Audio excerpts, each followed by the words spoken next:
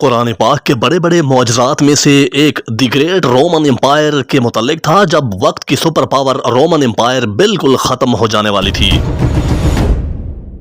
اسی وقت قرآن نے کہا کہ نہیں، یہ جنگ رومن امپائر ہی جیتے گی۔ غلبت الروم۔ مکہ کے غار میں جبرائیل علیہ السلام کے محمد صلی اللہ علیہ وآلہ وسلم کو اقرا کہنے سے 8 برس قبل روم اور فارس دو بڑی سلطنتیں تھیں، اور ان دونوں کے درمیان شدید جنگ جاری تھی۔ یعنی اگر موجودہ دور سے آپ موازنہ کریں اور تخیل کریں کہ آج چائنا اور امریکہ جیسے طاقتور ممالک کے درمیان جنگ چھڑ جائے۔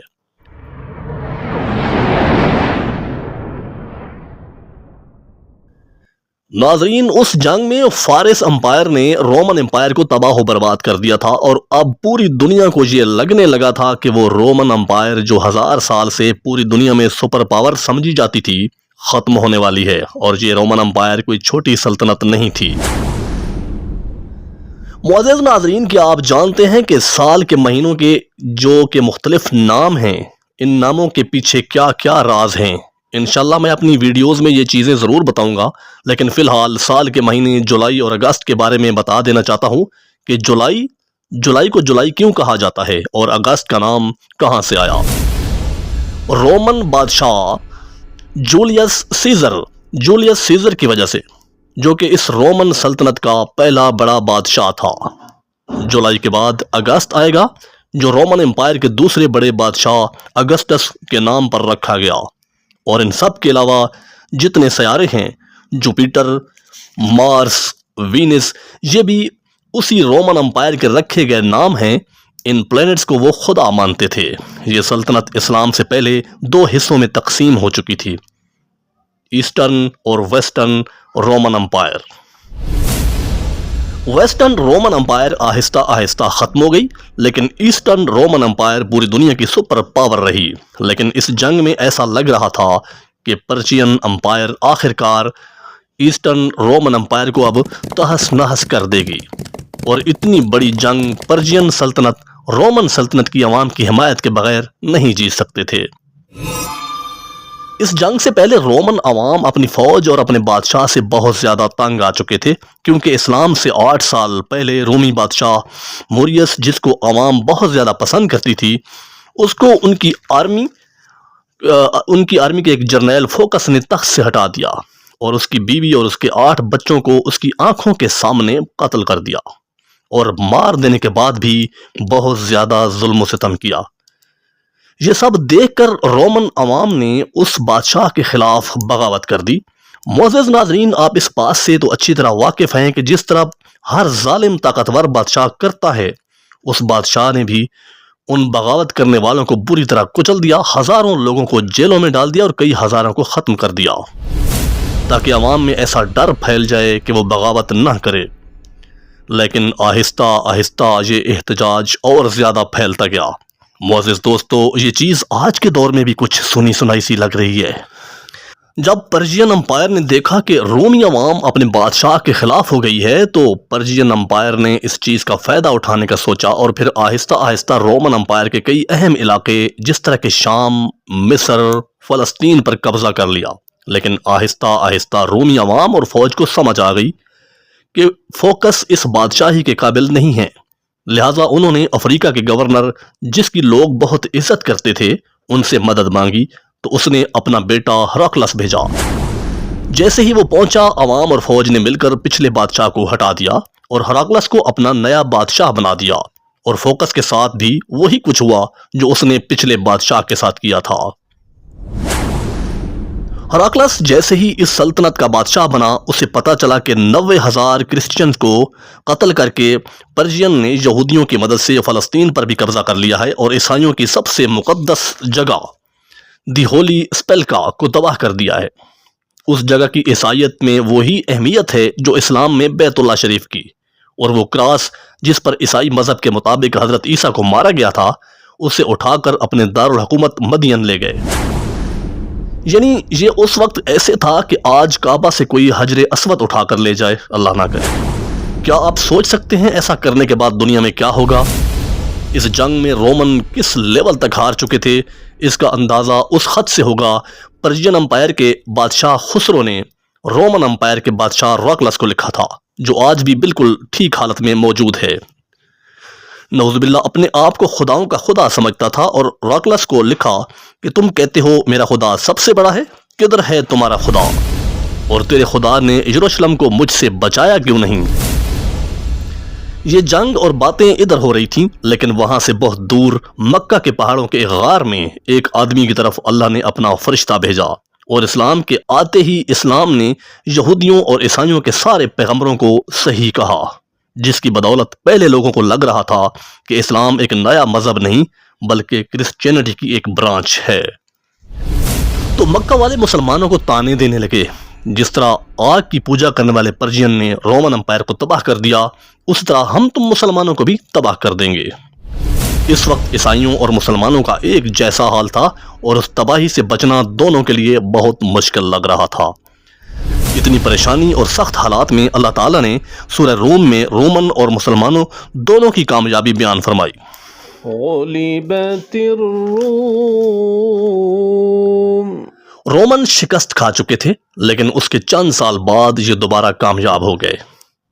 اور یہ دن وہ ہوگا جب مسلمان اپنی فتح پر خوشیاں منا رہے تھے۔ اس آیت میں دو پروڈکشن کی گئی ہیں کہ رومن جیت جائیں گے اور اسی دن مسلمان بھی اپنی فتح کا جشن منا رہے ہوں گے۔ مکہ والوں نے ان آیات کا مذاق اڑایا تھا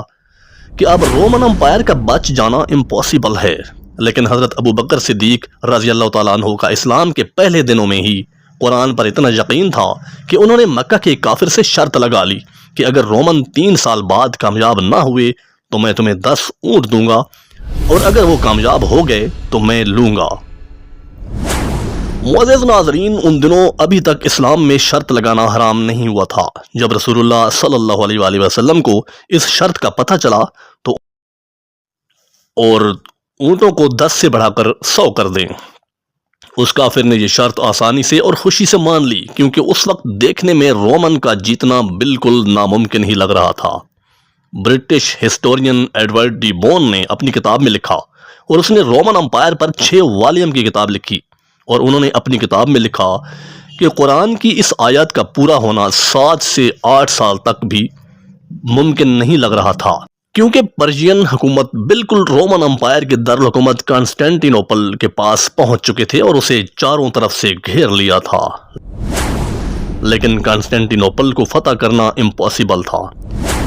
اس واقعے کے 900 سال بعد بھی کانسٹینٹی نوپل کو کوئی فتح نہ کر سکا تھا، اور آخرکار اسے سلطنت عثمانیہ کے صرف 21 سال کے جوان سلطان محمد نے کشتیاں پہاڑوں پر چڑھا کر اسے فتح کیا تھا۔ معزز دوستو، کانسٹینٹی نوپل پر جب ہر طرف انہوں نے گھیرے میں لے لیا تھا تو ہراکلس نے بادشاہ خسرو کو خط لکھا اور اس سے بھیک مانگی کہ تم جو کہو گے ہم کریں گے، صرف ہمیں زندہ رہنے دو۔ تو خسرو نے کہا کہ ایک شرط ہے کہ تمہیں کرسچینٹی چھوڑ کر ہمارے مذہب یعنی آگ کی پوجا کرنا پڑے گی۔ تو رومن امپائر کے ہراکلس اپنے کیپٹل کانسٹینٹی نوپل کو چھوڑ کر بلیک سی کے ذریعے پرشین امپائر کے شمالی طرف آ گیا، اور اس وقت آپ صلی اللہ علیہ وآلہ وسلم بھی مکہ کو چھوڑ کر مدینہ ہجرت فرما گئے تھے، جہاں پر ہراکلس نے پوپ سے مدد مانگی اور کہا کہ پرشین میرے خلاف نہیں ہیں، وہ کرسچینٹی کے خلاف ہیں۔ تو پوپ نے پورے یورپی علاقوں سے پیسے اکٹھے کیے اور ہراکلس کو بھیجے، جس سے ہراکلس نے پرشین امپائر کے شمالی علاقہ جات سے ایک سرپرائز حملہ کیا اور پرشین پر فل فورس یعنی پوری قوت سے حملہ کر دیا، کیونکہ پرشین سارے استنبول فتح کرنے میں مصروف تھے۔ تو ان کو اپنی بادشاہت کا دفاع بہت کمزور ہو گیا۔ ہراکلس بہت تیزی سے آگے بڑھتا چلا گیا اور ایک کے بعد ایک ریاست کو فتح کرتا چلا گیا، اور آخرکار وہ اس شہر تک پہنچ گیا جو کہ پرشین کے لیے بہت مقدس تھا، یعنی وہ پرشین کا مکہ تھا، جس میں ان کا آگ کا ٹیمپل بھی تھا، جس میں آگ بڑے زور و شور سے جل رہی تھی، جس کی پرشین پوجا کرتے تھے۔ ہراکلس نے بدلہ اس طرح لیا کہ اس شہر کو بالکل اسی طرح تباہ کیا جس طرح پرشین نے ان کی مقدس جگہ کو تباہ کیا تھا۔ معزز ناظرین، اس واقعے کے بعد حالات مکمل طور پر تبدیل ہو گئے، اور یہ کئی سالوں بعد رومن کی پہلی بڑی جیت تھی، اور وہ اس کے بعد اپنی دیگر کھوئی ہوئی سلطنت دوبارہ حاصل کرنے لگے۔ اور دوسری جانب بالکل اسی وقت مکہ کے صرف 313 مسلمانوں نے جنگ بدر میں کفار کے بڑے لشکر کو ہرا دیا اور اپنی پہلی جنگ جیتنے کا جشن منانے لگے، اور قرآن کریم کی پروفیسی پوری ہو گئی تھی۔ حضرت ابو بکر صدیق رضی اللہ تعالیٰ عنہ نے جو کافر سے 100 اونٹوں کی شرط لگائی تھی وہ جیت چکے تھے، اور مکہ کے اس کافر نے 100 اونٹ دے دیے، لیکن اس وقت اسلام میں شرط لگانا حرام ہو چکا تھا، لہٰذا آپ صلی اللہ علیہ وآلہ وسلم نے انہیں فرمایا کہ یہ 100 کے 100 اونٹ غریبوں میں بانٹ دیں۔ ادھر ہراکلس آگے بڑھتا گیا اور آخر پرسیا کے دارالحکومت مدین کو چاروں طرف سے گھیر لیا۔ پرسین کو جب کوئی اور راہ نہ ملی تو خسرو کے بیٹے نے باپ اور اپنے 18 بھائیوں کو قتل کر دیا اور رومن امپائر کے سامنے سرنڈر کر دیا۔ جنگ میں رومن امپائر کا جتنا نقصان ہوا تھا وہ سارے پیسے بھی واپس کرنے کا وعدہ لیا گیا اور اپنی ساری فوج کو رومن امپائر سے واپس بلا لیا۔ مطلب یہ کہ پرسین امپائر بہت بری طرح جنگ ہار گئے۔ رومن امپیریئر نے اس کراس کو جو پرسین امپائر نے یروشلم سے بہت تکبر کے ساتھ لیا تھا واپس لایا اور اسے اب اسی جگہ پر نصب کر دیا جس پر وہ پہلے موجود تھا، اور اسی سال مسلمانوں اور کفار کے درمیان صلح حدیبیہ کے نام سے ایک معاہدہ ہوا جس سے مسلمانوں کی تقدیر بدل گئی، اور قرآن نے اسے ایک بہت بڑی فتح کہا۔ ہراکلس اب دنیا کا سب سے طاقتور بادشاہ بن چکا تھا، لیکن صلح حدیبیہ کے کچھ ہی عرصے بعد آپ صلی اللہ علیہ وآلہ وسلم نے اسی ہراکلس کو ایک خط لکھا اور اسے اسلام کی دعوت دی، لیکن ہراکلس نہ مانا، اور اگلے کچھ ہی سالوں میں مسلمانوں نے تقریباً پوری رومن امپائر کو فتح کر لیا، اور صرف رومن امپائر کو نہیں بلکہ پرشین امپائر کو بھی فتح کر لیا، اور آج تک مسلمانوں سے یہ علاقے دوبارہ کوئی اور نہ چھین سکا۔